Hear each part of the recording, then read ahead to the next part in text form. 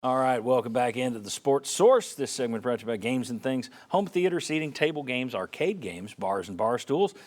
And when it comes to making things, anything in your living space more fun, they do it. It's the only store to turn to, Games and Things. Visit them at the corner of Lovell Road and Kingston Pike in West Knoxville this week. All right, I didn't tell you this. We were just gabbing in between segments. This is going to have to be fast. We need to be quick here, so I'm going to give a question to each of you. Give me 30 to 60 seconds tops, okay? And that does not mean one-word answers, Chuck. Okay, here we go. Yes. Back-to-back 25-win seasons and Sweet 16s. Is Kellie Harper showing enough progress with the Lady Vols, or do you want her fired too?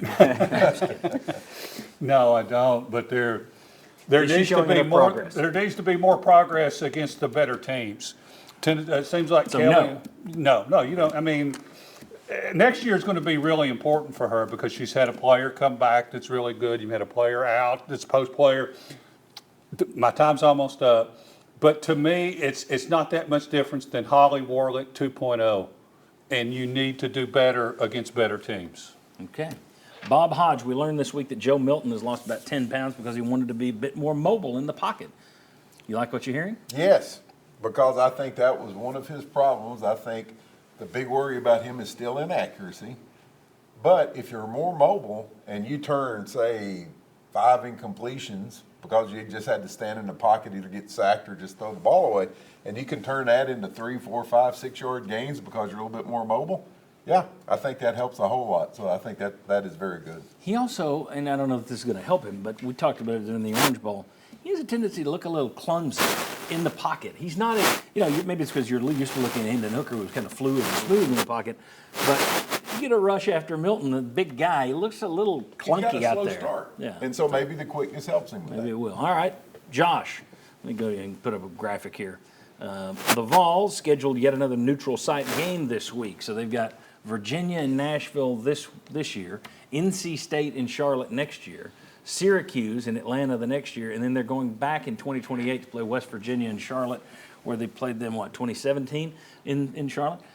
Meanwhile, look at these other SEC neutral site games. LSU, Florida State in Orlando, Georgia, Clemson in Atlanta, LSU and Southern Cal in Las Vegas. Atta baby. So, are these Tennessee neutral site games, Josh, are they a big TV draw? Are they a big travel draw for your fans? Are they a big draw compared to what the others you're seeing there? Yeah, fans will get there because Tennessee fans love to go see their team play. It's not a big TV draw. They'll probably do well because Tennessee fans also watch on TV, so the ratings will be fine. But you're not going to have neutral observers saying, I want to watch this neutral site game between Tennessee versus middle of the pack at best ACC program. So yeah, fans will get there. This year, fans will be there in Nashville to see the Vols against Virginia.